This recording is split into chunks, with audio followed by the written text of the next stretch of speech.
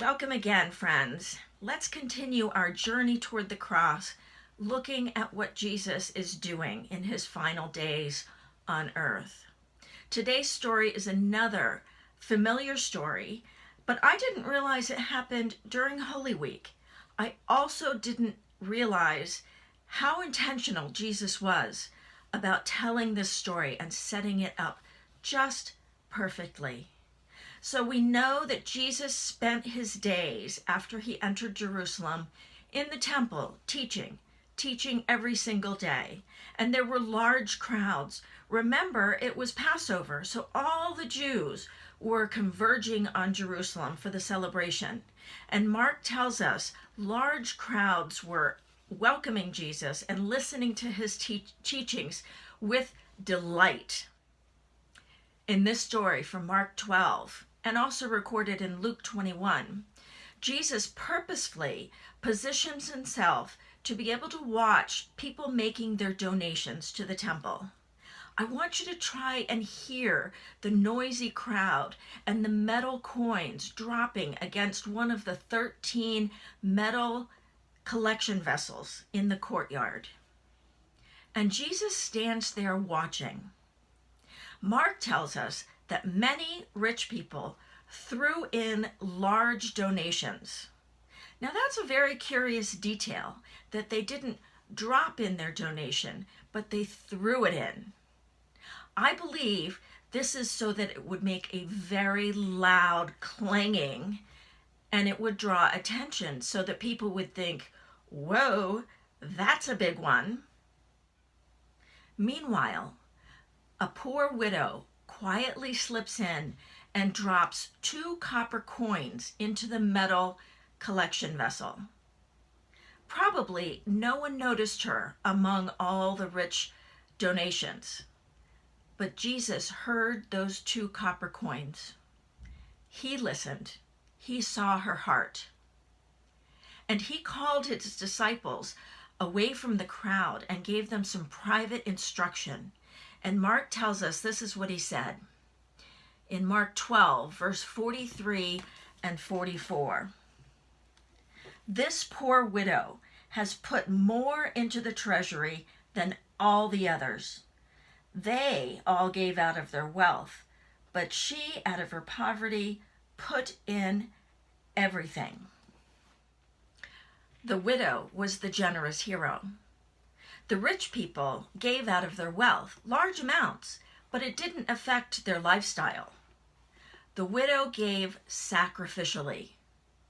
And this is the difference between people and Jesus.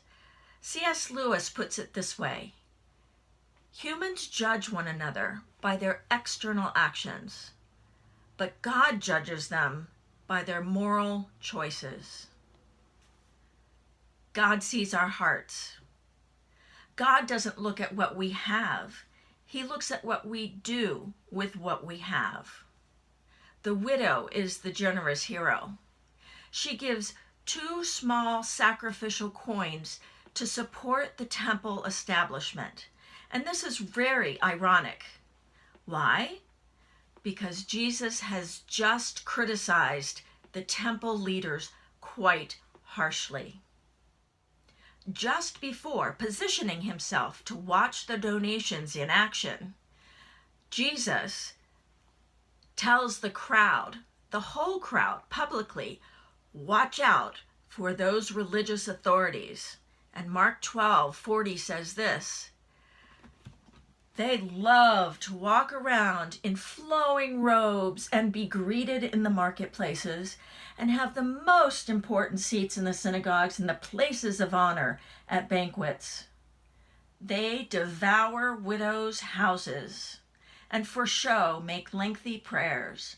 Such men will be punished severely. Hello!